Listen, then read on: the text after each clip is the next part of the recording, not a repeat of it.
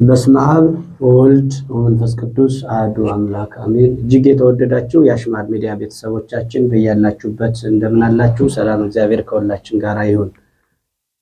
በዛሬው ዕለት ከየኔታ ማህበል ጋራ ቆይታ እናደርጋለን። ወቅቱን ማዕከል ያደረጉ ነጥቦችን እያነሳን እንወያያለን ማለት ነው። እስከ ፕሮግራማችን ፍጻሜ ድረስ አብራችሁን እንድትቆዩ የፕሮግራሙ ዋና እንድትሆኑ እያሳሰብን ወደ ውይይታችን እንገባለን። የኔታ እንኳን ደህና መጡ። በጣም ረጅም እንኳን ደህና ቆያችሁ። አሽማሎችን እየጠየቁን ነው። ምንድነው የኔታ ወደኋላ ብለዋል የሚሉ በጣም ብዙ እንትኖች እየመጡልን ነው። ይገባናል። ያው መቼስ ይሄ ከጉባኤው ጋር ተያይዞ ከሰኞ እስከ ዓርብ ድረስ ሁልጊዜ ነው ትንሽ እንትን የሚለው። ጉባኤው ደግሞ ከስም ስያሜው በኋላ ነው የጠፉ። እንዴት ነው ስምም አንፈልግም ብለው ተናግረው ነበር በሚዲያ፣ ግን ደግሞ በሚዲያ ተገለጡ። እንዴት ነው? ያው ነው የስሙን ነገር ሌላ ቀን የምናነሳው ሆኖ ከሚዲያው የጠፋሁበት ምንድነው? ያው ስራ ይበዛል አሁን ባለው ነገር። ያው እንደምታውቀው ማስተማሩ አለ። ያው የአብነት ትምህርት ማስተማሩ እንግዲህ ጉባኤውም እየታወቀ ስለሆነ እንዲሁ ብናገርም ችግር ስለሌለው አንደኛ ማስተማሩ አለ። ከሰኞ እስከ ዓርብ እሱ ብዙ ጊዜ ይዘኛል። እሑድ ቅዳሜ ደግሞ የግሌን ማንበብ ስለምወድ ያው እሑድ ቅዳሜ አነባለሁ። እሑድ እንኳን ያው እንደምታውቀው ቤተክርስቲያን ነው የምናረፍድ፣ አገልግሎቱም አለ። እንግዲህ ትርፍ ጊዜ ያለችኝ ምናት ሰንበተ ክርስቲያን ሳትሆን ሰንበተ ይሁድ ነው። በሰንበተ ይሁድ ደግሞ እዚህ ከገባው እዚህ ከመጣው ምንም ጊዜ ስለማይኖረኝ በዚያ ምክንያትና እንዲሁ ስንፍና ጭምር ነው። አንዳንድ ጊዜም ደግሞ ምናልባት በሚዲያ የሚያገለግለው ሰው ብዙ ስለሆነ ሊቃውንቱ ብዙ ጊዜ ቲክቶክ ላይ ናቸው። አሁን እነዚህ አክቲቪስት ነው አለ አጠቃላይ ቤተክርስቲያን ሊቃውንት ይህን ጉባኤውን እየተው ወደ አክቲቪስትነት ስለተቀየሩ እኔ ደግሞ ወደ ሌሉበት አካባቢ ልሰለፍ ብዬ እንደዚያ ነው እና በዚያ ምክንያት ነው የጠፋሁት እና ለዚያ ነው እንግዲህ ጠቅለል ሲል ማለት ነው። እና ለማንኛውም እንግዲህ ያው ዛሬ መጥቻለሁ። ወደፊት እግዚአብሔር ቢፈቅድ ያው እግዚአብሔር የወደደውን ነገር እያነሳን በጥቂቱ እንመማራለን፣ እንነጋገራለን፣ ያው እንተነፍሳለን ማለት ነው። መልካም፣ በጣም ጥሩ። ያው ዛሬ እንድንወያይ ያለፉት ይህ ወቅት እንደሚያውቁት ሲሆን ሞት የበዛበት ወቅት ነውና በተለይ ደግሞ በዚህ ዘመን ሶም እንደተሰማዎት እርግጠኛ ስለሆንኩኝ ነው ይሄን ምለው። አባቶቻችን ትልልቅ አባቶቻችን እያጣንበት ያለ እንደው በዚህ ዓመት ብቻ ሳይሆን ትንሽ 1-3-4 ዓመታት ጀምሮ ዋና የሚባሉ አባቶቻችንም እያጣንበት ያለ ጊዜ ሞት የበዛበት ከዚያም ክርስቲያኖች ምዕመናን እያለቁ ያሉበት ጊዜ ነውና እንደው ይህን አስመልክተን እስቲ አንዳንድ ነገር እንደው ከምን አንጻር ነው? ብዙ ነገሮች እናነሳለን። የኔታ ራሳቸውን የሚያጠፉ ሰዎች አሉ። እንዲሁ ደግሞ የቀኑ ክፋት የሚወልደው ነገር አለና እንደነዚህ አይነት ነገሮችን ተከትለን እስኪ አንዳንድ ነገር እናወራ ብለን ነው ዛሬ ያሰብነው። ሞት የበዛበት ወቅት ነው እንዳልኩትና ምን ይሰማዎታል? ምን ይላሉ? አሁን ለኔ ብቻ ሳይሆን አጠቃላይ ዓለም እያዘነ ነው ያለው። የሞት ዘመን ነው ዘመኑ። እንደ ኢትዮጵያም እንደ ሌሎች ሀገርም በኢትዮጵያ ያለው ሞት በተለይ በክርስቲያኖች ላይ ይበዛል አሁን ሞቱ ማለት ነው። እና ሞትን ከሁለት ነው ከፍለን ማየት ያለብን። በተፈጥሮ የሚሞቱ እግዚአብሔር የሚጠራቸው አሉ ቅዱሳን፣ ወይንም ደግሞ እግዚአብሔር የሚጠራቸው አሉ አጠቃላይ ፍጥረታት ማለት ነው። እንደገና ደግሞ በሰው እጅ የሚጠፉ አሉ። በሰዎች በአንድም በሌላ የሚጠፉትን እንተዋቸውና ያኛውን ባለሙያዎች የህግ ባለሙያዎች እንዲተነትኑት እኛ የእግዚአብሔርን ሞት ዝም ብለን እንናገር። መምህር የቤተ ክርስቲያን መምህራን እንደመሆናችን የወንጌል አስተማሪ እንደመሆናችን የእግዚአብሔርን ነገር ነው ምንናገር። የኛ አንደበት ነገር እግዚአብሔርን ነው የሚናገር፣ ጣዕመ ዓለምን አያውቀውም። እና ከዚህ ተነስተን ስንናገር ወፍናው ይሁኒ ለሞት ዘእግዚአብሔር ውእቱ ነው የሚለው። የሞት ምስጢር የእግዚአብሔር ነው። እግዚአብሔር ነው የሚያውቀው። እንዴት እንደሚገለን እንዴት እንደሚያድነን እሱ ነው የሚያውቀው። አሁን እርስዎ ቅድም ያነሱት ራሳቸውን የሚያጠፋሉ ያሉትን ቀጥለን በሁለተኛ ጥያቄ እናንሳውና የእግዚአብሔርን ነገር እናንሳ። አሁን እግዚአብሔር እንግዲህ በዚህ ዘመን ወዳጆቹን የሚጠራበት ዘመን ነው። በአንድም በሌላም ሰዎች ምክንያተ ሞቱ የተለያየ ነው። ክርስቶስም እኮ ይህን ዓለም ለማዳን በመጣ ጊዜ የሞተ በፈቃዱ ነው። ሞተ በፈቃዱ ወተቀብረ በስምረቱ ነው የሚሉ በፈቃዱ ሞተ፣ በፈቃዱ ወደ መቃብር ወረደ ነው። የሞቱ ምክንያት ግን ይሁዳ ነበረ። ምክንያተ ሞት ነው ይሁዳ። ምክንያተ ሞት ይሁነው እንጂ የሞተው ግን ሞቱን በፈቃዱ ነው። ስለዚህ እኛ ለሚሞቱ አባቶቻችን ምክንያት እንሰጣቸዋለን እንጂ እግዚአብሔር በፈቃዱ ይጠራቸዋል። አንዳንድ ጊዜ አይታቸው ከሆነ እነዚህ ታላላቅ ሰዎች እስካሁን ድረስ ለሀገር ሲጸልዩ የኖሩ ሰዎች አሁን መገፋት እየበዛባቸው ነው እና ከዚህ ከአዲሱ ትውልድ ጋር እየተጣሉ ነው ያሉት። ከዘመኑ ጋር ተቀያይመው ተቆራርፈው ያሉ አባቶች ብዙዎች አሉ። አሁን ድረስ ሞታቸውን የሚለምኑ የኔን ጽዋ መቼ ነው ይዘው የምትመጣኝ ብለው እጃቸውን ወደ ሰማይ ዘርግተው መላከ ሞትን እየጠበቁ ያሉ አሉ። ለምን ከተባለ ዘመኑ እንድትኖር የሚያጓጓህ ዘመን አይደለም። እንድትሞት ግን የሚገፋፋህ ብዙ ነገር አለ እና እግዚአብሔርን እንድትለምነው የሚያደርግ ነገር አለ። እያየነው ነው። ክርስቲያኖች ሲሞቱ ሲያዩ ያዝናሉ አባቶች። በዚያም ግጭቱ ደም መፍሰሱ ሲበዛ እባክህ ሞቴን አድርሰው፣ እባክህ ይህንን ሁሉ ከማይ እንዲህ ኤርምያስና ባሮክ እኮ መምህር የምናውቀው ነገር እኮ ነው። የታረየነ ሙስና ለኢየሩሳሌም እንዲህ እስራኤላውያን ሲያልቁ ማየት አልፈልግም፣ ኢየሩሳሌም ስትጠፋ ማየት አልፈልግም። ስለዚህ እባክህ ጥፋቷን አታሳየን እያሉ ሲጸልዩ ነበረ።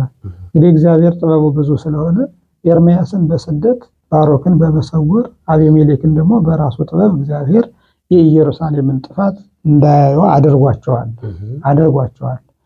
እንደዚሁም ደግሞ አባቶቻችን አሁን ያለውን አንዳንድ ጊዜ ትውልዱ እየሄደ እያለቀሰ አስቸግሯቸዋል። ይሄ ዓለም ስትገፋው ዘወየ ማጸባ ከችግር የተነሳ እየሄደ እባካችሁ እናንተ አባቶች አንድ ነገር በሉን እንጂ የእናንተ ጸሎት እግዚአብሔር ወደ ሰማይ አይደርስም እንዴ? ለምንድን ነው እኛን ከመከራ የማይታደገን እያሉ እየሄዱ የሚያለቅሱ ብዙ በችግር ችግረኞች ስላሉ ያንን ሲያዩ ያለቅሳሉ። እና እነሱ ደግሞ የሚያለቅሱት እንግዲህ እግዚአብሔር ሆይ ይችን ሀገር አንተ ነህ የፈጠራት መጠበቃትም አንተ ነህ። ለእግዚአብሔር ያዕቀብ ሀገረ ከንቶ ይተግሁልህ ይሄለው። አዎ ሀገርን ራሱ እግዚአብሔር ካልጠበቀ እንጠብቃለን የሚሉት ሁሉ ከንቱ ይጻሙ፣ በከንቱ ነው የሚደክሙት። እና ይህን ከንቱ ዓለም አንተ ካልመራው ማን ይመራዋል? ስለዚህ ይህንን ሁሉ ከማይ ነፍሴን ውሰዳት ይላሉ። ኤልያስ ነፍሴን ውሰዳት ብሎ ነበር በአንድ ዘመን። ለምን ኤልዛቤል ምንድነው ኤልዛቤል ይሄ ምንድነው በከተማው እየተገለባበጠች ደረቷን ነፍታ ነቢያትን በምታስገድልበት ጊዜ የነቢያት ደም ሲፈስ ከማይ እባክህን ውሰደኝ ብሏል ኤልያስ። ከአባቶች አልበልጥም። በጣም ይገርም። አዎ ነቢያት አልከው ከአባቶች አልበልጥም የሚለው ንግግሩ ያነሱት ነጥብ በጣም ደስ ስላለኝ ስለነካኝ ውስጤን ነው እናንተን ያልኩትኝ። በዚያ ዘመን ብዙ ነቢያት አልቀው እንዳሉት ኤልያስ ብቻውን እንዳለ ተሰማው። ብቻዬን ቀርቻለሁ ሲል ደግሞ ሌሎች አሉ ብሎታል። እንደ እኔታ አዎ ማለት ጣዖት ያላለ ጨርሶ ደግሞ ተስፋ እንዳይቆርጥ አሁንም እኮ አሉ ወይ ሲውር ህሮያነ በደመና ይላል እግዚአብሔር። ወዳጆችን እሱ ባወቀ ይሰውራቸዋል፣ በደመና ሰውሮም ቢሆን ያድናቸዋል ይላል ሊቃውንትና አሁንም ቢሆን ሰውሮ ያስቀመጣቸው አሉ። እንደው ተስፋ እንዳንቆርጥ አንዳንድ ጊዜ ተስፋ የሚሆኑን አሉ እና እንዳጠቃላይ ደምደም እንደው መጨረሻ ስናትመው ወፍናው ይሁን ለሞት ዘእግዚአብሔር ውእቱ ነው። የሞት መንገድ የሞት ምስጢር የእግዚአብሔር ነውና በእግዚአብሔር ሞት የተጠሩ አባቶቻችን አሉ። እንግዲህ እነሱን ጸሎታቸው ይድረሰን፣ በረከታቸው ይድረሰን። እንዲሁ ደግሞ ንስሐ ሳይገቡ እሳት ለእሳት ይሄዱ፣ ነፋስ ለነፋስ ይሄዱ ደግሞ ቢኖሩ እነሱን ደግሞ ነፍሳቸውን በአጸደ ገነት ያኖርልን ነው የምንለው። መምህር መልካም። አይ አሁን እንዳሉት ጥሩ ሐሳብ ነው ያነሱልን የኔታ። በተለይ አሁን ክርስቶስ በፈቃዱ ነው የሞተ። ነገር ግን ምክንያተ ሞት የሆነ ደግሞ ይሁዳ ነው ያሉት። እንደዚህ አይነት ነገሮች አሉ። ሰው ይህን ሁሉ ቆሞ መመርመር እንዲያስብም እያንዳንዱን ነገር ሁሉን ወደሆነ ነገር መግፋት አለና ከዚህ አንጻር ነው የሚለውን እንደው አንዳንድ ጊዜ የእግዚአብሔርስ ፈቃድ እንዴት ነው ብሎ መርሳት ሳይኖርበት ማይከላይ የሆነ ሚዛን እንዲሆን ወፍናው የሆኑ ለሞት ከሚለው ተነስተው ሰውም ሲናገሩ የታየ ነገር ነው። እንዳሉትም እውነት ለመናገር ከትውልዱ ጋር ተቀያይመው ነው የሄዱ። ትውልድ በጣም ትኩረት የሚሰጠው ነው። ለመናገር እኮ በእውነት እነዚህ ምድር የሚያፍራቸው ሊቃውንት መምህራን ናቸው። አሁን በቅርቡ የኔታ ይባቤንም ስንመለከት እነዚህ ሰይጣንን አስረው የሚኖሩትን እስር ቤት እንደ አባቶች እንደ ሐዋርያት እስር ቤት አይተው ነው ያለፉት መጨረሻው ላይ እና አሁን ምን እንደሚሰማቸው አሁን ሲናገሩ ሳስበው እስር ቤት ሆነው በዚህ እድሜ ላይ እስካሁን ድረስ አስተምረው ይህን ሁሉ ነገር አድርገው አገር አቅንተው ስንት ደቀ መዛሙርት አፍርተው አሁንም እያፈሩ ያሉ አባት አንድ ቀን ያውቁታል። አንድ ቀን ከጉባኤ ቤት ሳይገቡ ሲውሉ ተማሪው እንዴት እንደሚናወጽ በአንድ ቀን ትምህርት እንኳን ያውቁታል። የአንድ ቀን ትምህርት የሉም ሲባል ምን ያክል እንደሚከፈው ስብሰባ ቢኖር የሆነ ነገር እንኳን እግር መንገድ ቢወጡ ምን ያክል ጉባኤው እንደሚናወጽ ያውቁታልና እንዲህ አይነቱን መምህራን እኮ ነፍሰ ጡሮች ናቸው። ወይንም ደግሞ ምንድን ነበረ በነፍሰ ጡር አይደል የሚመስላቸው ጸንሰው ነው ቀለም ጸንሰው ነው የሚኖሩት። እና እነዚህ መምህራን ቁጧን ናቸው። በነገር ላይ እንዲያው በሰማይ ቁጧን መላእክት እንዳሉ መምህራን ቁጧን ናቸው። እና አሁን ትውልዱ ደግሞ ቃለ መምህራንን እየሰማ አይደለም የሚከተላቸው ሌሎች ናቸው። አጥማቂዎችን ነው ምልክት ፈላጊ ነው። አዎ ትውልዱ አጥማቂዎችን ነው የሚመለከት። በአታ ጽንተው እግዚአብሔርን የሚለምኑትን ለሀገር ምሕረት የሚያወርዱትን እየገፋቸው ነው። እነዚህ ሽማግሌዎች በእኛ ዘመን እየኖሩ ነው እያላቸው ነው።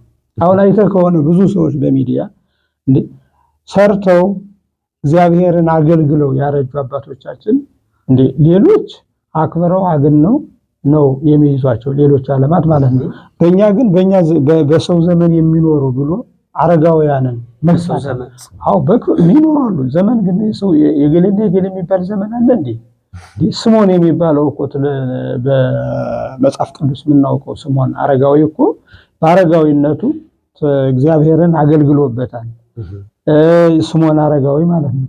ዮሴፍን አስበው አረጋዊ ነበረ። ነገር ግን ጌታችን ኢየሱስ ክርስቶስ ያደገው በቤተልሔም ተወለደ። ያደገው ደግሞ በአረጋዊው በዮሴፍ ቤት ነው። ዮሴፍ ቁጭ ብሎ ድግር ሲጠርብ ጌታችን ኢየሱስ ክርስቶስ ደግሞ ካጠገቡ ሄዶ ይቀመጣል። ያን ጊዜ ለዮሴፍ መዓዛ መለኮቱ ይሸተዋል። ደክሞ የነበረው ይበረታል። በእንዲህ እያደረገ እግዚአብሔርን ያገለገለ ነው ዮሴፍ። እና የቤተ ክርስቲያን ታሪክ እንደሚነግረን ጌታችን ኢየሱስ ክርስቶስን በሚያሳድግ ጊዜ ዮሴፍ ከ2 ኢዮቤልዩ ያለፈ ነበረ። እድሜው ከ98 ዓመት በላይ ይገመት ነበር ነው። ነገር ግን ጌታችን ኢየሱስ ክርስቶስን ተቀብሎ ኢዮቤልዩ የሚለው በደም ግልጽ ቢሆን ኢዮቤልዩ የሚመለከቱት በሙሉ ያውቁታል። አሁን ዘመናውያን ያውቁታል። ምክንያቱም አንድ ኢዮቤልዩ 49 ዓመት ነው። 2 ኢዮቤልዩ 49 እና 49 ሲደመር የሂሳብ ትምህርት አደረግነው እንጂ 98 ዓመት ነው። እና ከ98 ዓመት በላይ ነበረ ይላል ዮሴፍ። እንዲህ አድርጎ ጌታችን ኢየሱስ ክርስቶስን በትከሻው ይዞ ግብጽ ድረስ ሂዷል። አረጋዊነቱ አልከለከለው።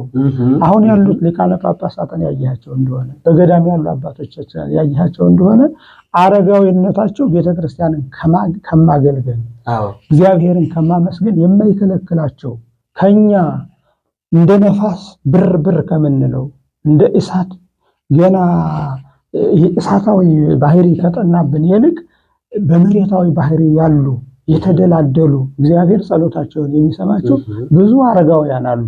እና ለነዚያ ትውልዱ ክብር እየሰጠ አይደለም፣ እየተሳደበ ነው በሚዲያ ላይ ማለት ነው። ይሄ ደግሞ በጣም ከባድ ነው፣ መቅሰፍት ነው። አዎ ይሄ እንደው የሐሳዊ መሲህ ዘመን ልትለው ትችላለህ። ይሄ ማለት ያን በመጨረሻው ዘመንም እኮ ይሄ ሐሰተኛው ነብይ ሲመጣ እግዚአብሔርን እስከ መስደብ ድረስ ይደርሳል። የስድብ አፍ አለው ነው። አሁንና የስድብ አፍ ያላቸው ሰዎች አረጋውያንን ማክበር ትተዋል።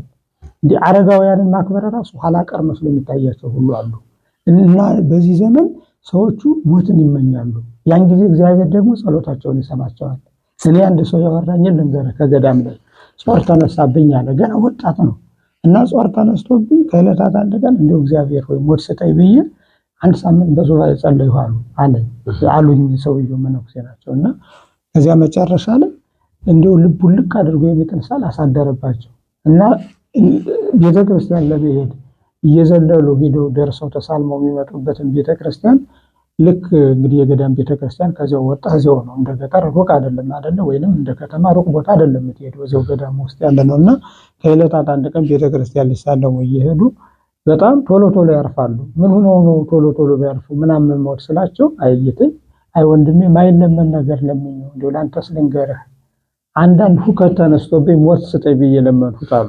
አሁን ያው በሳልሰቀዙ ይዞኛል ነፍሴን ከስጋዬ ሊለያት ነው አሉ። እና አንዳንድ ጊዜ እንኳን አረጋውያን ቀርቶ ነው ወጣቶችም እንደዚህ ሞት ስጠኝ ብለው የሚለመኑበት ዘመን ላይ ነው ያለ ነው ማለት ነው። ይህንን ዘመን ለማንም መስጠት የለብንም። ዘመን ለሁሉም ሰው ነው። ለንጉስ፣ ለንግስት፣ ለጳጳስ፣ ለቄስ፣ ለምዕመናን፣ ለዲያቆናት፣ ለአማኒ፣ ለኢአማኒያን አይልም። በዘመን ውስጥ ሁላችንም አንድ ነን። አሁን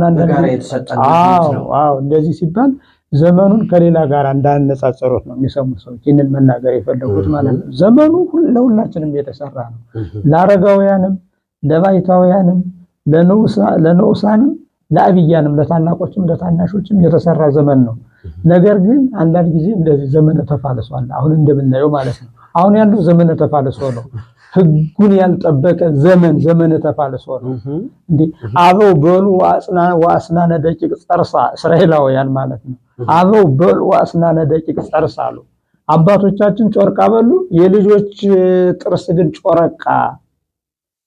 አየው አሁን ጥርሱ የሚበልዘው የሚበላሸው ሊጮረቃ የሚችለው እንዳል በነብዩ አነጋገር በነብዩ በሕዝቅኤል አነጋገር ጮርቃ የበላ ጥርሱ ላይ ምልክት ሊኖረው ይችላል ይኖረዋል እንጂ ያልበላ ሰው እንትን ላይ ጥርሱ ላይ ምንም ምልክት ነገር የለውም።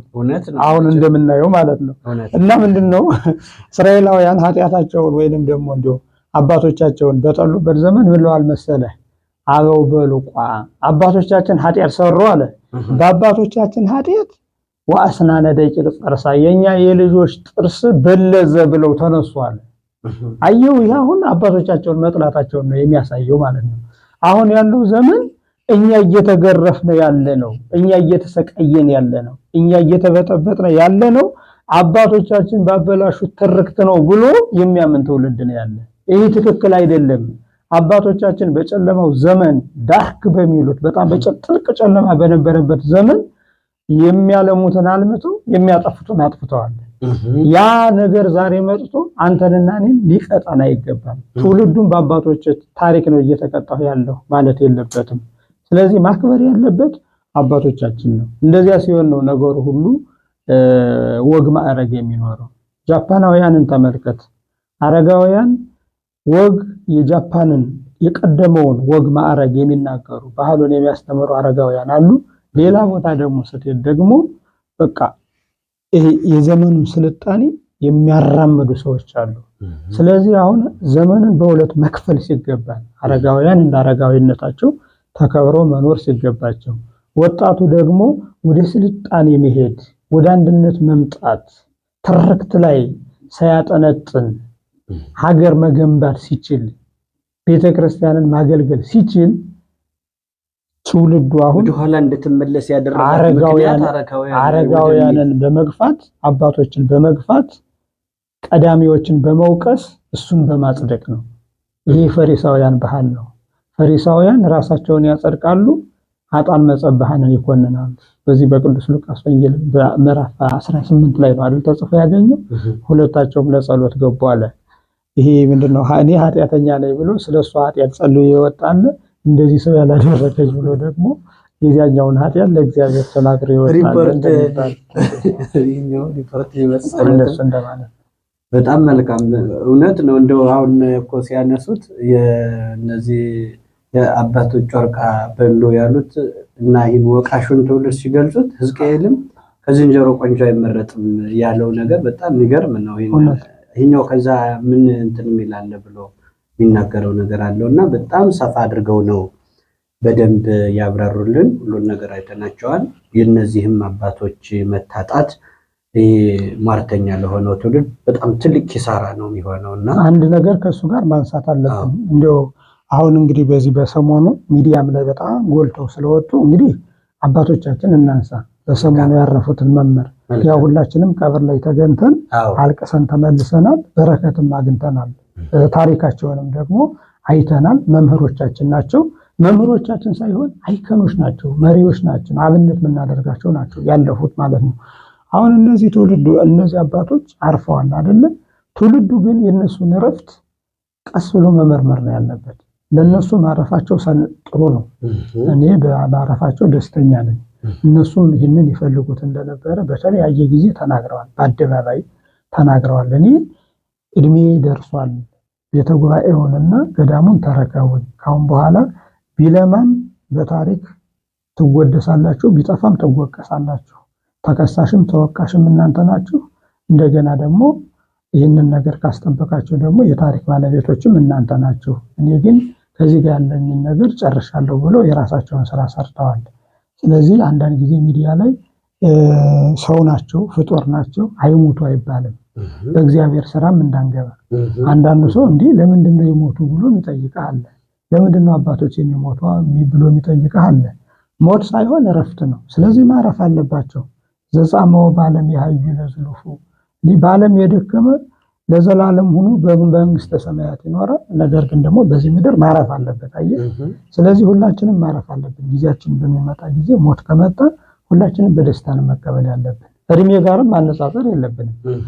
እድሜ ባዮሎጂ ነው። እኛ ባዮሎጂ ምንም መራ ሰዎች አይደለም። ሞት የእግዚአብሔር ምስጢር ስለሆነ በ20 ዓመቱም ቢሞት በ40 ዓመቱም ቢሞት በ80 ዓመቱም ቢሞት ሞት የእግዚአብሔር ምስጢር ነው ብለን ነው ማመን ያለብን። እነ ቅዱስ ቂርቆስ እነ ቅዱስ ጊዮርጊስ ሌሎችም ቅዱሳን እንትን የሚያርፉበት ከእድሜ ደረጃ ካየነው የተለያየ ነው። እውነት ነው። እንኳን ቅዱሳን ይገርማል፣ ምድራውያን ደራሲያን እንኳን ረጅም እድሜ የላቸውም። እኔ እንደው ሳነብ ረጅም እድሜ የላቸውም። ዓለምን የሚያስጨበጭብ መጽሐፍ የጻፉት ደራሲያን ሳይቀር ፈላስፎች ሳይቀር ረጅም እድሜ የላቸውም። ቅዱሳንማ በተለይ ፈቱ እፍልስ ወአሐሉ ሀበ እግዚአብሔር። ቅዱስ ጳውሎስ እኔ ወደ እግዚአብሔር መሄድ እፈልጋለሁ እኮ ነው። ጌታችን ኢየሱስ ክርስቶስ እኮ በዚህ ምድር የኖረው ስንት ዓመት ይመስላል? 3 ዓመት ከ3 ወር ነው አይደል? ማነው 33 ዓመት ከ3 ወር። ጌታችን ኢየሱስ ክርስቶስ በዚህ ዓለም የኖረው ስንት ዓመት ይመስላል? 33 ዓመት ከ3 ወር ብቻ ነው የኖረው። ዓለም የምታፈጥ ቢኖር ኖሮ ለምን እሱ 300 ዓመት ቀርቶ ለዘላለም አይኖርበትም ነበር? ለእናቱ ራሱ የሰጣት እድሜ በዚህ ዓለም ትኖር ዘንድ 64 ዓመት ነች። ግን በ64 ዓመቷ አይደለም ገና በ15 ዓመቷ የቤተ ክርስቲያን ታሪክ እንደሚናገረው በእህቱም ድንግልና ጸንሳ በእህቱም ድንግልና አምላክን ወልዳለች። ከመልዕልተ ፍጡራን መትሕተ ፈጣሪ ሆናለች።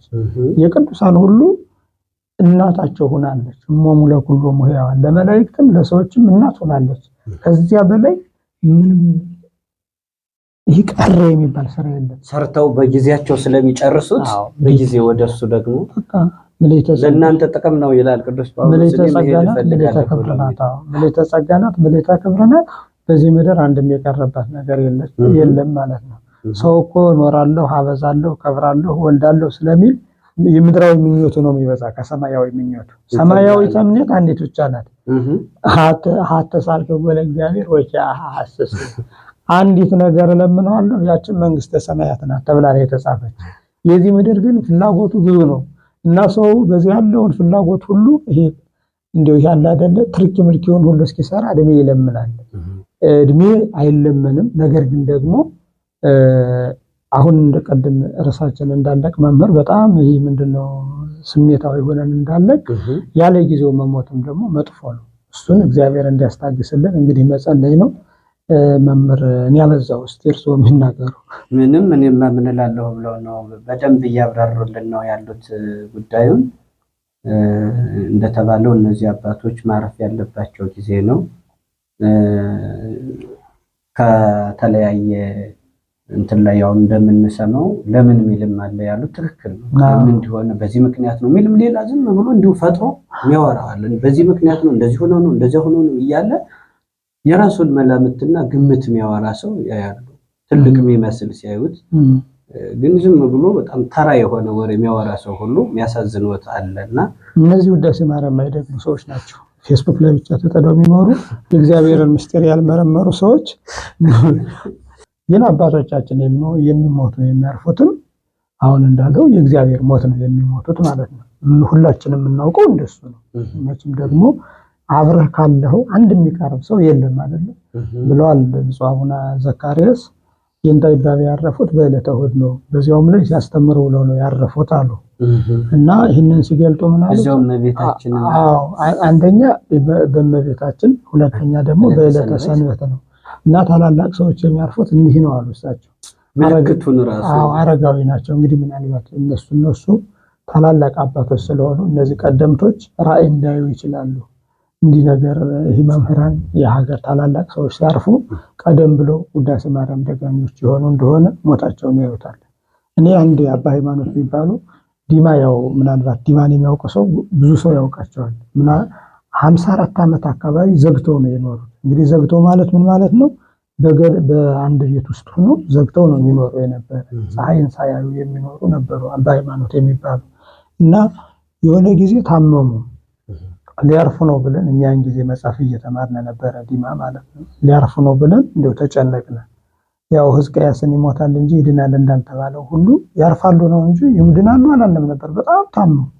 በኋላ መጨረሻ ላይ ግን እግዚአብሔር ምሕረቱን አምጥቶላቸው እድሜ ቀጠለላቸው እና ከዕለታት አንድ ቀን እንደዚህ ቁጭ ብለን እያወራን እንደው አባታችን አልኋቸው፣ እኔን የሚጠይቋቸው ቃል በቃል እኔ እኮ እንደው ሊያርፉ መስሎ የነበረ ተስፋ ቆርጬ ነበር፣ በቃ ያርፋሉ ነበር ያልሁት አልኋቸው።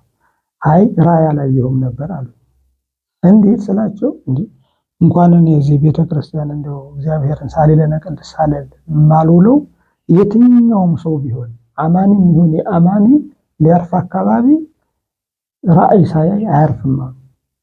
ይሄ ምንም የእግዚአብሔርን ቃል ኪዳን ማጠፍ ነው እና ራእይ ሳያይ ዘንድሮ እንደው ፈርቻለሁ ሳይል እንዲሁ አንዳንዶች የማይታቸው ከሆነ እንደው የሚይዙት የሚጨብጡት አጠው እንዲሁ ያለ አይደለ እንዲሁ ለፊ ወይንም መንገድ ሁሉ አቅጣጫ የመሳት የንግግር አቅጣጫ የመሳት የንግግር የመዘናጋት ያሁን መልአከ ሞት ሲጎበኛቸው እና ማንኛውም ሰው ጎበኛቸው አለ ሲጎበኝ መጎብኘት እኮ ነው መልአከ ሞት መጎብኘት ነው። መልአከ ሞት እየጎበኘክ ሲሄድ እንደዚያ ነው የሚደረገው። ጽዋ ሞቱንማ እንግዲህ በአንድ ጊዜ እኮ ነው አምጥቶ የሚሰጠው እንደዚያ ነው።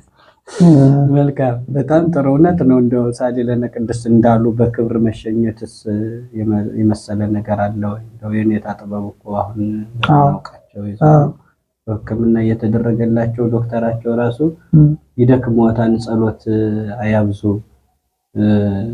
አያንበቡ ብሏቸዋል አሉና እዛ ተመልሶ ሲመጣ ግን እሳቸው የ6 ሰዓቱን ጸሎት እያደረጉ አገኛቸው ዶክተራቸው እና ለምንድነው የተዋላልኩትም ነበር ሲላቸው አንተ አታነብ ነው ያልከኝ እኔ እየጸለይኩ ነው።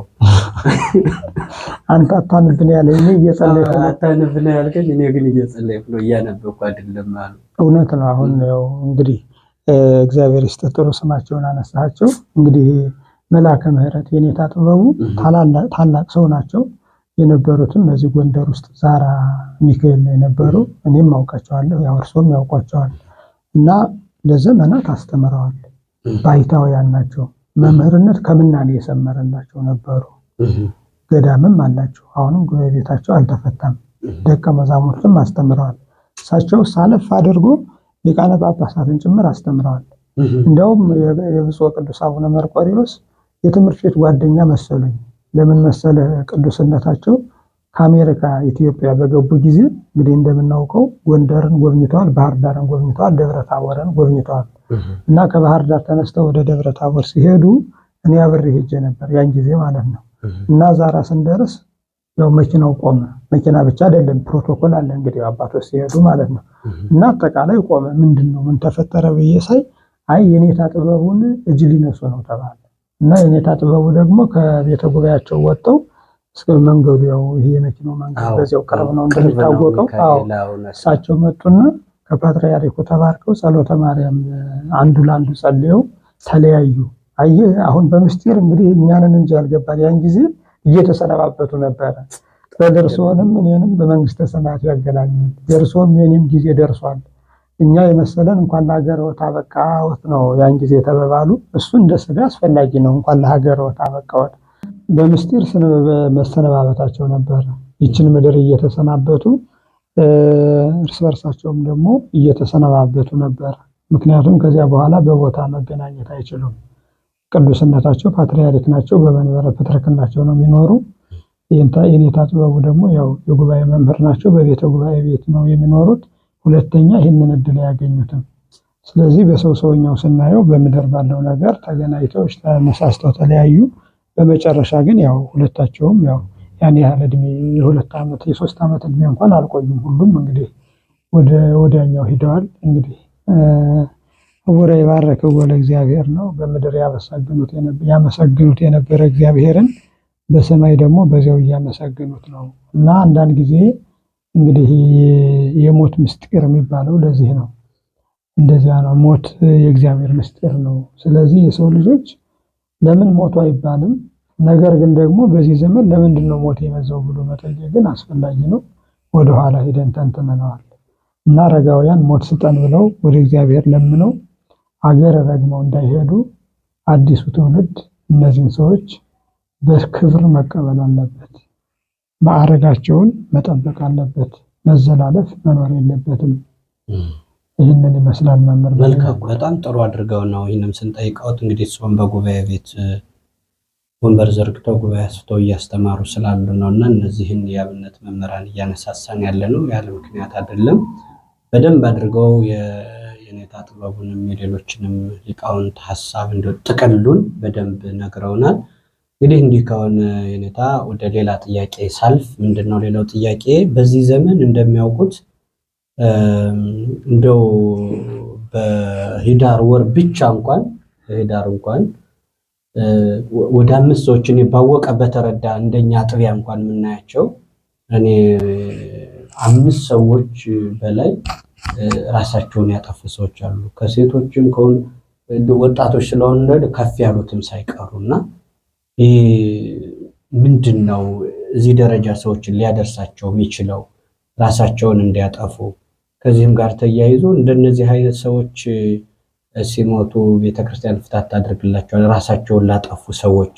እንግዲህ በመጀመሪያ ያው 5 ሰዎች አሁን እርስዎ ያዩአቸውና እርስዎ ቆመው የቀበሯቸው ናቸው። እንግዲህ 5 ሰዎች ራሳቸውን በራሳቸው አጠፉ ያሏቸው ማለት ነው። ነገር ግን ደግሞ እያንዳንዱ በየጎረቤቱ በምክንያት ምክንያት ራሳቸውን የሚያጠፉ አሉ። እነዚህ ምናልባት ያው እንግዲህ የሄዱትን እግዚአብሔር ነፍሳቸውን ይማር ነው። ላሉት ግን በጣም ማስጠንቀቅ ቤተክርስቲያኒቱ አስጠንቀቃ ምንድነው ይህንን በጣም በግንዛቤ ማስተማር ይገባታል። ምክንያቱም ክርስቲያን ተስፋ መቁረጥ የለበትም። ከፍ አድርገን ስናየው ደግሞ ሰው በራሱ ተስፋ መቁረጥ የለበትም። እንግዲህ ሰው ብዙ ጊዜ ተስፋ የሚቆርጥ ከስሜት ተነስቶ ነው። ብዙ ጊዜ ራሳቸውን የሚያጠፉ ሰዎች ይሄ ምንድነው ብልቃጥ ላይ ያለውን መርዝ ወደ ውስጣቸው እስኪስቡት ድረስ ሁሉም ነገር ያስጠላቸዋል። ታንቀው የሚሞቱ ሰዎችም ገመዱ በአንገታቸው ገብቶ ሸምቀቆ እስኪጠብቅ ድረስ ደስ ይላቸዋል። እንደ ጀግናነት ይቆጥሩታል ራሳቸውን። ወይንም ደግሞ በቀቢጸ ተስፋ ነው ያሉ። ከዚያ በኋላ ግን ፀሐይ ሞት ሲመጣ ልክ ከዚያ የሚገላግላቸው እዚያ የሚያድናቸው ይፈልጋሉ። ወዲያውኑ ይመለስላቸዋል። ይሄ ምንድነው ያስጠላቸው የነበር ሁሉ የባሰ ነገር ወደዚያ ሲገቡ እንደገና በጣም ይጨናነቃሉና ምን ለማለት ፈልጌ ነው? ሰው ተስፋ መቁረጥ የለበትም። ቀናቶች በራሱ ሰናያን ኩያንና ሰናያን አሉ። አንዳንድ ቀን እንደው ዝም ብሎ ሰው ራሱን የሚጠላበት በዚህ ዓለም መኖሩ ከንቱ የሚሆንበት ቀን አለ። የሚኖር እስከመቼ ከቀኑ አንፃር ነው ከግለሰቡ አንፃር ነው ቀኑ ክፉና ደግ ልንለው የምንችለው? የኛን ሁኔታ ነው የቀኖችን ሁኔታ? አይ የራሳችን ነው። ቀናት አንድ ናቸው። ሰኞ፣ ማክሰኞ፣ ረቡዕ የሚባሉት በቀን በኩል ቀይ፣ ጥቁር፣ ሰናይ እኩይ የለም። ነገር ግን አንተ ከራስህ ከአራቱ ባህሪያት ጋር ስትጣላ ነው ዕለታት የሚጣሉህ። ያንተ አራቱ ባህሪያት ለአንድ ሰው 4 ባህሪያት አሉት። እሳት፣ ነፋስ፣ መሬት፣ ውሃ የሚባሉት ምናልባት ያው እሳት ብስጩ ነው፣ ቁጡ ነው። በተቆጣ ቀን ራሱን ሊያጠፋ ይችላል። ነፋስ እንዲሁ ይሄ ምንድነው ፈጣን ነው፣ እንዲሁ በፍጥነት ራሱን ሊያጠፋ ይችላል። ዋናው እዚህ ጋር ሊጠብቁን የሚችሉት ትዕግስተኛ ናቸው የምንላቸው መሬትና መሬትና ውሃ ናቸው። ቀዝቃዛ ስለሆኑ መሬትም ጸዋሪ ነው፣ ተሸካሚ ነው። ትዕግስት አለው። ውሃም ደግሞ እንዲሁ ያቀዘቅዛል፣ ያንን እሳቱን ነፋሱን ያበርደዋልና እና ቀናት ብቻ ሳይሆን የሚሉት የኛ ጠባይ ከቀናት ጋር ይጣላል። በዛሬዋ ቀን የራስን ታሪክ አበላሽተህ መዋል ትችላለህ። እኔ ከፈለኩ የዛሬን ታሪክ በዛሬዋ ቀን ማለት ነው ታሪኬን አበላሽቸው ያለዛ ደግሞ አጉልቼው ልውል እችላለሁ። ራሴንም ላጠፋ እችላለሁ። እንደገና ደግሞ ራሴንም ልጠብቅ እችላለሁ። እና ቃላት ሳይሆን ቀናት ላይ እየቆጠርን ሳይሆን የምናሟርትባቸው ራሳችንን ከቀናት ጋር ራሳችንን ከጊዜ ጋር ራሳችንን ከራሳችን ጋር ማስታረቅ አለብን። ራሳቸውን ከራሳቸው ጋር የማያስታርቁ ሰዎች ከቤተሰብ ጋር ሰላም የላቸውም። ያን ጊዜ ራሳቸውን በራሳቸው ያጠፋሉ። በቀቢጸ ተስፋ በመቁረጥ የሚመላለሱ ሰዎች የሚገፋፋቸው ሰይጣን ነው። ራሳቸውን እንዲጠሉ የሚያደርጋቸው ሰይጣን ነው። በሌላውም ዘንድ እንደተጠሉ አድርጎ ያሳያቸዋል። ራሳቸውን ስሉ እንደተጠሉ አድርጎ ያሳያቸዋል። እንደገና ደግሞ በዚህ ምድር ሲኖሩ ያለው ነገር ሁሉ ለነሱ ያልተገባ መስሎ ይታያቸዋል። ለምሳሌ አንድ ሰው ዛሬ ከኪሱ ገንዘብ ቢያጣ ነገ እግዚአብሔር እንደሚሞላለት ራሱም ወጥቶ ወርዶ ነዶ በርዶ ነግዶ እንደሚያገኝ ማመን አለበት። እግዚአብሔር በመግቦት ማለት ዓለምን የሚመግብ እግዚአብሔር እሱንም እንደሚመግበው ሰውን የሚመግብ እግዚአብሔር እሱንም እንደማይጥለው ማመን አለበት። ሌላው ወጣቶች በአብዛኛው አሁን እንኳን ቀርቷል መሰለኝ፣ ድሮ በዚህ በፍቅር ሲያብዱ ራሳቸውን ያጠፋሉ ይባል ነበረ። አሁን የለም፣ ለነገሩ የለም። በኑሮ የሚያብር ነው እንጂ በፍቅር የሚያብር ስለሌለ እንዲሁ ካሉ ያው እንደሱ አይነት ካሉ ራሳቸውንም እንዳያጠፉ የወደደችውንም እንዳታጠፋ እሱም ጋር ጥንቃቄ አለ። በሰላም በፍቅር መግባባት ይኖራል። ከነገ ዛሬ በመለማመድ ይገባል። ያለዚያም ደግሞ ባይቀርም ደግሞ ያው እንግዲህ ደግሞ ወለተ ጴጥሮስ እግዚአብሔር የሚባልም ደግሞ ፈቃደ እግዚአብሔር የሚባል ነገር አለ። ያው ወለተ ጴጥሮስ ቢብትል ወለተ ኪሮስ ስለምትመጣ ያው ተስፋ አድርጎ መጠበቅ አለበት ማለት ነው እንጂ ለሷ ብሎ ራሱን ማጥፋት የለበትም። ይሄ ካለ ነው በወጣቶች ዘንድ አሁን እንኳን ወጣቶች ሁሉ አራዳ ሆነው ይህንን ነገር ከየምንት የሚቆጥሩት አይመስሉኝም። ሰምቼም አላውቅም። በፌስቡክ ላይም እንደዚህ እንደው በማህበራዊ ሚዲያ በዚህ ምክንያት እንደው ክርስቶስ ብቻ ነው ስለኛ የሞተ እንጂ ስለሰው የሚሞት ሰው አሁን ብዙ ያለ አይመስለኝም። እንደዚያ ነው። ፍታት ያስፈልጋቸዋል እነዚህ ሰዎች ራሳቸውን የሚያጠፉ ሰዎች። ፍትሐ ነገሥቱ ፍታት ይከለክላል። ራሳቸውን ለሚያጠፉ ሰዎች ይከለክላል። ምክንያቱም ለምን ከተባለ ህንፃ እግዚአብሔርን አፍርሰዋል። ሰው የእግዚአብሔር ህንፃ ነው አይደለ? ስለዚህ አንደኛ መቅሰፍትን ራሳቸው ስበው አምጥተውታል። እግዚአብሔር የሰጣቸውን ዕድሜ ቆርጠውታል። በዚህ ምክንያት የእግዚአብሔርን ህንፃ በራሳቸው እጅ አፍርሰው እንግዲህ ሰው ቢፈጠረውም በእግዚአብሔር እጅ ነው፣ ነፍሱ ከስጋው የምትለይም በእግዚአብሔር እጅ ነው። ስለዚህ አንተ በስሜት ተነሳስተህ በራስህ እጅ ማንኛውም ሰው ራሱን ማጥፋት የለበትም። ስለዚህ እንዲህ እንዳይሆን አባቶቻችን ፍታት ከልክለዋል። ያ ብቻ አይደለም፣ ሰው ራሱን አባቶቻችን ጠንቀቃ ናቸው ስርዓት ሲወስኑ ማለት ነው። ምናልባትም ራሱን የሚያጠፋውን ሰው ጻድቅ ብለን ፍታት እየፈታን ዳዊት እየደገምን ምንሸይ ከሆነ ልማዱም ራሱ መጥፎ ነው። ራሱን ለሚያጠፋ ሰው ከቤተ ክርስቲያን ካላገለል ነው። ራስን ማጥፋት እንደ ስልጣኔ ሊመስለው ስለሚችል አራያም እንዳይሆን ለክፉ አራያ እንዳይሆን ለበጎ አራያ እንዳለ ለክፉ አራያም ስለሆነ ለክፉም አራያ እንዳይሆን ይከለክላሉ። በተለይ በእኛ በኢትዮጵያ ባህሉም ይከለክላል፣ ሃይማኖቱ ይከለክላል። የታወቀ ጉዳይ ነው። በየትኛውም ቤተ እምነት ራስን ማጥፋት አይፈቀድም። ቅድምም እንዳሉት ከመጀመሪያው ጀምረው አሁን እነዚህን መታነቅን ራስ ማጥፋትን የሚያመጣቸው የሚወልዳቸው ምንድነው ካልን ቅድም በደንብ ገልጸውታል። ተስፋ መቁረጥ ነው፣ ስጋዊ ስሜት። አዎ በእግዚአብሔር ላይ ምንም አመኔታ መጣል ለኔ ነገ አሁን ነግዶ ወርዶ ያሉት ነገር አለ። ልክ ይሄ ነገ እንደሚለወጥ ዛሬ ጭልም ሲልበት ቀኑ ነገን በተስፋ እግዚአብሔር ነገር ለኔ የተሻለ ነገር አለው የሚል ነገር በማጣት በእግዚአብሔር ላይ ያለው ተስፋ መሟጠጡ በራሱ ወደ ክደት የሚያደርስ ስለሆነ ሰዎች ሰው ቢያጠፉ አሁን ነፍስ ቢገል ንስሐ ለመግባት እድል ሊኖረው ይችላል። ይሄ ግን ራሱን እያጠፋው ለንስሐ እንኳን የሚሆን ጊዜ ያጣ ማለት ነውና መምህር እዚህ ጋር በጣም ትክክል ነው። አሁን እንዳሉት በጣም ራሳቸውን ለማጥፋት የሚፋጠኑ ዝነኞች ናቸው። ለምን ከተባለ ዝነኞች የሚኖሩት ለዝና ነው፣ ለራሳቸው አይኖሩም። ይገርምሃል። ይሄ ምንድነው አለት ላይ የበቀሉ ሳር ነው ዝና። አለት ላይ እንደበቀለ ሳር ነው የሚቆጠር። ያው እኔ ዝነኛ ስላልሆንኩ በደንብ አለት ላይ የበቀለ ሳር ምንድነው? አሁን ይኸውልህ አለት ላይ የበቀለ ሳር ፍሬ ያፈራል። ዝና እንደሱ ነው፣ ደመና ነው። ሲፈለግ ይገፈፋል፣ ሲፈለግ ደግሞ ይሄዳል። አሁን አይተህ ከሆነ ዘፋኞች ፊልም የሚሰሩት እንዲሁ አጠቃላይ በኪነ ጥበብ ውስጥ የሚታወቁት ዝናቸው አልቀጠልላቸው ሲል ራሳቸውን ማጥፋት ይፈልጋሉ። ዝና ግን አንድ ቀን ልታገኘው ትችላለህ። እዚያ ደግሞ ለዘላለም ሊከስም ይችላል። ምክንያቱም ሰው ኮከብ አይደለም እስከ ዘላለም ሲያበራ አይኖርም። ሰው ፀሐይ አይደለም ብርሃን አይከፈልበትም። ዝና ይከፈላል። ኮከብን ያየው እንደሆነ ምን ጊዜም ብሩህ ነው። ፀሐይን ያየሃት እንደሆነ ምን ጊዜም ምልዕት ናት፣ መልታ ነው የምትኖረው ፀሐይ። የሰው ዝና ግን ደመና ነው። አንዳንዴ ሳትፈልገው መጥቶ ያጣልምሃል፣ ሌላ ጊዜ ደግሞ ይገፈፋል።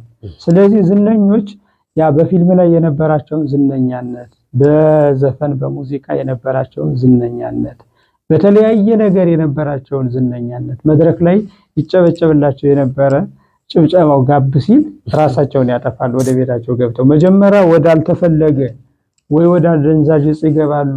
ያለዚያ ደግሞ ይሄ ዘመኑ ያመጣው መደበር የሚባለው አለ አይደለ?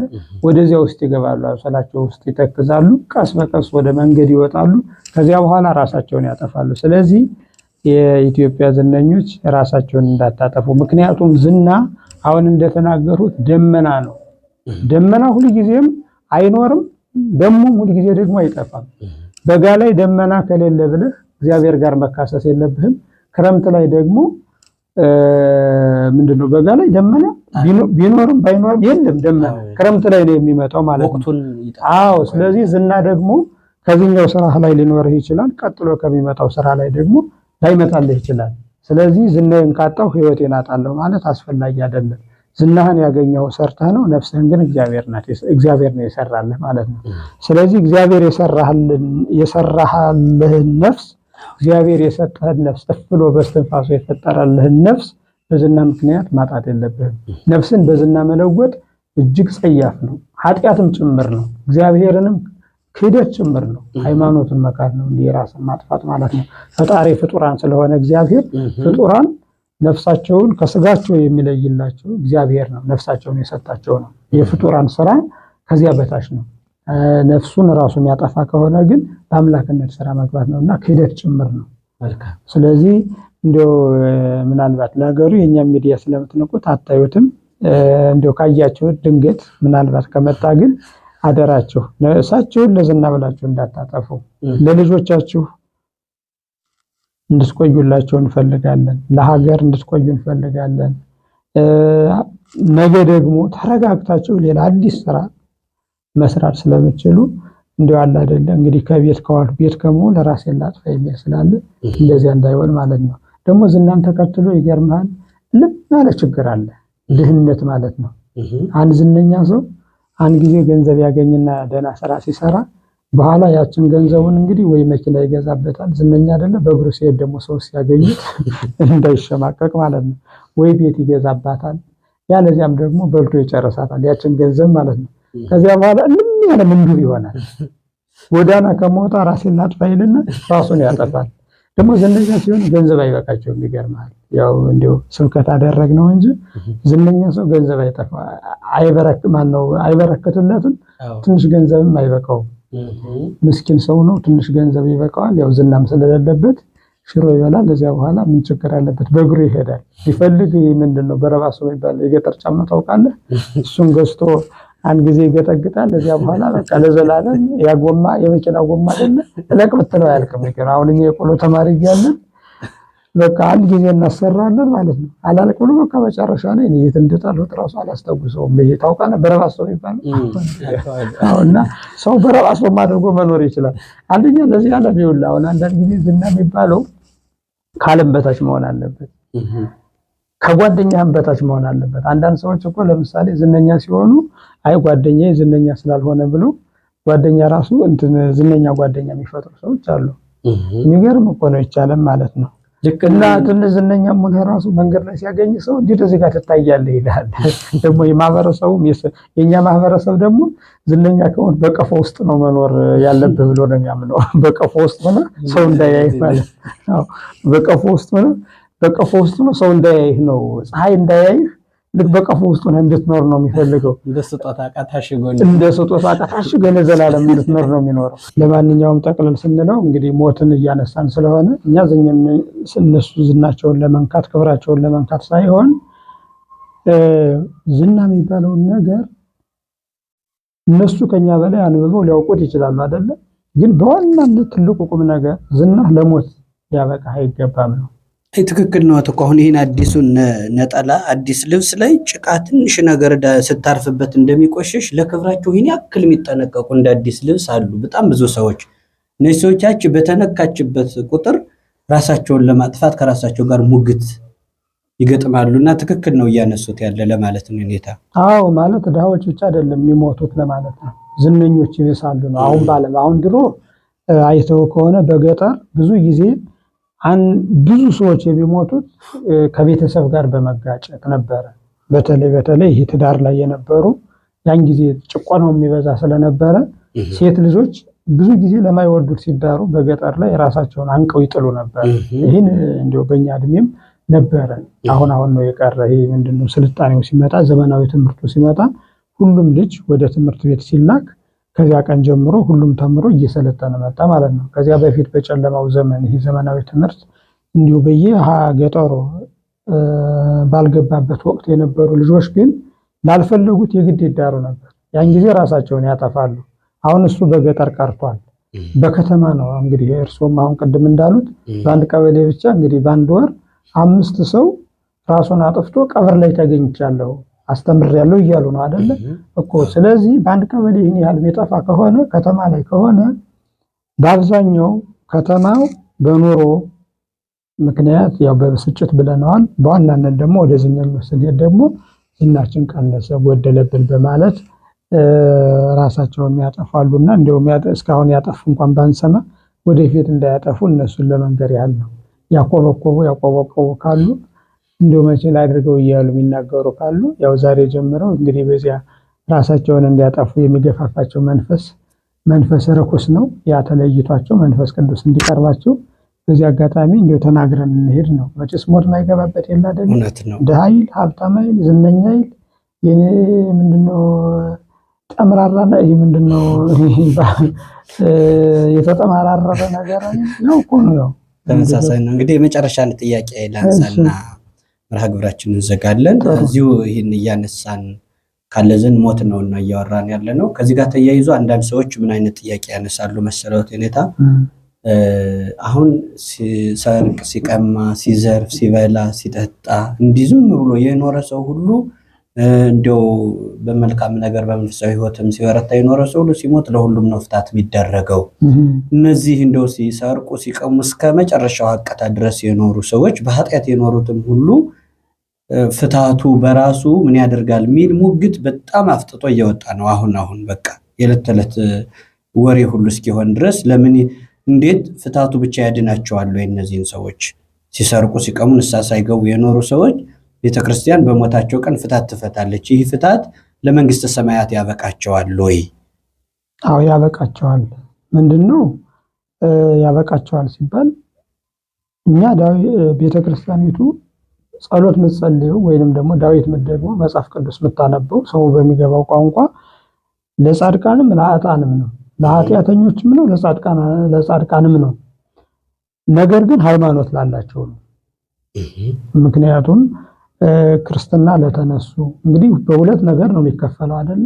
ሃይማኖት አለ፣ ምግባር አለ። እነዚህ ሰዎች ሃይማኖት አላቸው። በ40 በ80 ቀን ክርስትና ተነስተው ክርስቲያኖች ናቸው። የሌላቸው ምግባር ነው የሌላቸው። ምግባር ደግሞ ምንድነው? አትስረቅ፣ አትግደል፣ አታመንዝር። እነዚህ ሁሉ ወደ ምግባር የሚመጡ ናቸው። የታምልክ ባዕድ አምላክ ዘእንበሌ ከኔ በቀር ሌላ አምላክ አታምልክ የሚለው ሃይማኖት ይሆንና የቀሩት ደግሞ ወደ ምግባር ይመጣሉ። እነዚህን ማፍረስ አይገባም። 10ቱ ቃላትን 10ቱ ትእዛዛትን የእግዚአብሔር የሆኑ ትእዛዛትን ጠብቆ መኖር ይገባል። ነገር ግን ይህንን አጉድለው ቢገኙ ቤተክርስቲያኒቱ ታማልዳቸዋለች። ዳዊት እየደገምን ቅዳሴ እየቀደስን ቁርባን እያስቆረብን መሐሮሙ ይቅር በላቸው አስተስረይላቸው ብለን መጸለያችን አናቋረጥም። ምክንያቱም የዚያ ሰው ነፍስ የሚመዘነው በእግዚአብሔር ሚዛን ነው እንጂ በጎረቤት ሚዛን አይደለም የሚመዘነው። አሁን ጎረቤት ያለው ሰው ሲሰቅ ሲቀማ ነው የኖረ ለምን ፍታት ትፈታላችሁ ይላል። እሱ በሚያውቀው እንደዚያ ነው። ነገር ግን እግዚአብሔር ደግሞ ያ ጎረቤቱ የሚያውቀው እግዚአብሔር የሚያውቀው መልካም ስራ ቢኖረውስ አንዴ ወሃቤ ሃሎ መራውታ ሞት ወሲኦል የሞትም የሲኦልም የገነትም በር ማን ነው? ቁልፉ ያለ በእግዚአብሔር እጅ ነው። መንግስተ ሰማያት ከፍቶ የሚያገባንም እግዚአብሔር ነው። ወደ ሲኦል ሂዱ እናንተ ርጉማን ወደ ሲኦል ሂዱ ወደ ገሃነም ወረዱ ብሎ የሚፈርድም እግዚአብሔር ነው። እኛ ግን በዚህ ምድር ገሌ ጻድቅ ነው ፍታት እንፈታለታለን፣ ዳዊት እንደግምለታለን፣ ቁርባን እናቆርብለታለን ብለን ለጻድቁ ብቻ አንጸልይም። ገሌ ኃጥ ነው በቃ ሲኦል እንደሚወርድ እናውቃለን አንጸልይም አንልም። ምክንያቱም ክርስቶስ የመጣው እስመ መጻእኩ ጸው ጻድቃነ አለ ኃጥአነ ለንስሐ የመጣው ጻድቃንን ብቻ ለጠራ አይደለም ኃጢአተኞችንም ለንስሐ ለጠራ መጥቻለሁ ብሏል። እኛም ደግሞ ሃይማኖት እስካለው ድረስ የወጣኔ ጸሎት እናረግለታለን። ትንሽ ሃይማኖት ብትኖረው ፍታት ሲፈታለት፣ ዳዊት ሲደገምለት፣ ቁርባን ሲቆረብለት እግዚአብሔር ያንን ተቀብሎ ለመንግስት የሆነች እግዚአብሔር የሚያውቃት መልካምነት ብትኖረው ለመንግስተ ሰማያት እንዲያበቃው እንጸልያለን። ስለዚህ ታንቀው ለሚሞቱ ራሳቸውን ለሚያጠፉ ፍታት አያስፈልግም ብለው አባቶቻችን ወስነዋል። በፍትሐ ነገሥት ማለት ነው። አሁን እርስዎ ያሉት ሲሰርቅ ሲቀማ ቢኖርም ቅሉ ሃይማኖት እስካለው ድረስ ቤተክርስቲያኒቱ ጸሎት ታደርጋለች። ኃጢአተኛ ነው ብላ እንኳን ብታምን ኃጢአቱን አስተስርይለት ይቅር በለው ብላ ቤተክርስቲያኒቱ ቁርባን ታስቆርባለች፣ ቅዳሴ ትቀድስለታለች፣ ከእግዚአብሔር ታማልደዋለች። እና የቤተክርስቲያኒቱ ስራ ወደ እግዚአብሔር ማማለድ ስለሆነ ጸሎቱም ወደ እግዚአብሔር ማማለድ ስለሆነ እኛ ማማለዳችን አናቋርጥም ማለት ነው። ገልጸውታል በደንብ እንዳሉትም እኛ ገሌ ኃጥ ነው ገሌ ጻድቅ ነው ብሎ የመፈረጅ ውስጥን ልብን መርምሮ የማወቅ አቅሙም ስለሌለ የቤተክርስቲያኗ ደግሞ ዓላማ አሁን እንዳሉት ባለችው ሃይማኖት ላይ የቤተክርስቲያኗ የአባቶች የአበው ጸሎት ተጨምሮ የተሰራው ፍታት ተደርጎለት በዛ ምክንያት እግዚአብሔር ያችን ምክንያት አድርጎ ለምሕረት ቢያበቃው በጎ ምኞቷን ቤተክርስቲያን ትገልጻለች፣ ጸሎት ታደርጋለች፣ ያበቃዋል ብለንም እናምናለን። እንደዚያ ነው የሚደረገው። ስርዓቱ ቀኖናውም ይህንን ነው የሚፈቅድ። መምህር እንግዲህ ሙሴም ለሮቤል ከ200 ዓመት በኋላ ጸልዮለታል የሚለው በመጽሐፍ ይገኛል ተጽፏል። ይሄ ወኒ ሮቤል ወይመውተን ቅዱስ ኤጲፋንዮስ ሙሴ ሮቤል ለምን ይሞትብኛል ይዳንልኝ እንጂ ብሎ ጸለየለት ይላል። ምክንያቱም ሮቤል እንግዲህ ያው በመጽሐፍ ቅዱስ እንደምናውቀው ከአባቱ ቁባት ደርሶ ነበር። በዚያ ምክንያት እንግዲህ አባቱ አዝኖበት ነበር እና በኋላ አበው አርፈው አጽማቸው በግብጽ ነው የሚኖር እና ከግብጽ ወደ ከነዓን ሲመለሱ የአባቶቻችን አጽም ተሸክመው ነው የመጡ እስራኤላውያን በሙሴ ዘመን ማለት ነው። እና አጽመ አበውን የነ ያዕቆብን የነ ዮሴፍን የነ ዘሩባቤል የሌሎችም አባቶችን አጽም ካለበት ዋሻ አውጥቶ ወደ ኢየሩሳሌም ጉዞ በሚጀምሩ ጊዜ ከአበው አጽም ተለይቶ የአሮንን አጽም የሮቤልን አጽም ጥቁር ሆኖ አገኘው። በዚህ ምክንያት ይህወኒ ሮቤል ወይሙተኒ ሮቤል ይዳን ይቅር በለው ብሎ ጸልዮለት ከዚያ በኋላ አጽሙ ከጥቁር ወደ ነጭነት እንደመጣለት ማለት ምልክት አግኝቷል ማለት በሙሴ ጸሎት እግዚአብሔር ይቅር እንዳለው በቅዱስ ኤጲፋንዮስ የሚባል እንግዲህ የቤተክርስቲያን ሊቅ ነው። ከሱ ጋር ተመልካቾቻችን እንዲያነቡት እንፈልጋለን።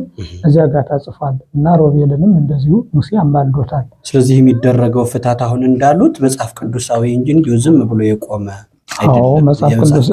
መጽሐፍ ቅዱስ ማለት እንግዲህ ሁሉም ቤተ እምነት የሚያምነው መጽሐፍ ቅዱስ ከምንለው ክፍል አንዱ ዳዊት አይደለ? እኛም እኮ ሰው ሲሞት ዳዊት ነው የምንደግም፣ ሌላ ምንም ነገር አናደርግም። አሁን አንዳንድ ጊዜ የኛ የቤተክርስቲያን ያሬዳዊ እስትንፋስ አላት። ያሬዳዊ እስትንፋስ ማለት ምን ማለት ነው? ዜማ አላት፣ ልቅሶ አላት፣ ታለቅሳለች ቤተክርስቲያኒቱ ራሱ ዜማው ላይ አራራዩ ወደ ልቅሶ ነው የሚያደላው ማለት ነው። እና አጠቃላይ ያው በዜማ ስለምንለው እኛ ማለት ነው። ሌሎች አይታቸው ከሆነ ተሰብስበው አንዱን ገጽ አንብበው ጌታ ሆይ ይህንን ነፍስ ማረው በአብርሃም አጠገብ አስቀምጠው ብለው የሚሄዱትን እኛ ደግሞ በዜማ እናዜማዋለን ማለት ነው። ስለዚህ ልዩነቱ እንደሱ ነው። ደግሞ ይሄ የኢትዮጵያ ኦርቶዶክስ ተዋሕዶ ቤተክርስቲያን ብቸኛው ስራ ደስ የሚለው ስራ ስለሆነ እንደዚያ ነው። በዜማ ስለምንለው እስትንፋስ የሚሉት ራሱ እንዳሉት ለመጽሐፍ ቅዱስ አንድ እንጂ የተገነጠለ ያው እኮ ነው። ያሬድም እኮ ያዜመው ያሬድ እስትንፋስ ያለው ያሬድም እኮ ያዜመው ዳዊቱን ነው። ሰው ሲሞት አሁን መዋሲት ነው አይደል የሚመረቅ። መዋሲቱ ደግሞ በእንትን ነው የሚጀምረው ተዘከሩ እያለ በመዝሙረ ዳዊት ነው የሚጀምረው። ተዘከሩ እዚህ ወለዳይት ወለኩሉ የዋሃቱ ብሎ ይህንን በዜማ ነው እኛ የምናዜመው፣ በዜማ ነው። እንደው ዝም ብለን እንደምእመናን ተሰብስበን በጋራ እናነበበው ስማኒ እግዚኦ ጸሎቴ ነው የሚለው። ስማኒ እግዚኦ ጸሎቴ አቤቱ ጸሎቴን ስማኝ ብሎ አይደል የሚጀምር ቅዱስ ያሬድ። ስለዚህ እኛ ፍታት ስንፈታ በቅዱስ ያሬድ እስትንፋስ ነው የምንፈታ። መገለጫችንን የኢትዮጵያ ኦርቶዶክስ ተዋሕዶ ቤተክርስቲያን መገለጫዋ የቅዱስ ያሬድ ዜማ ስለሆነ በዚያ ነው የምንፈታው ማለት ነው። ግን ሁለት ነገር አለ።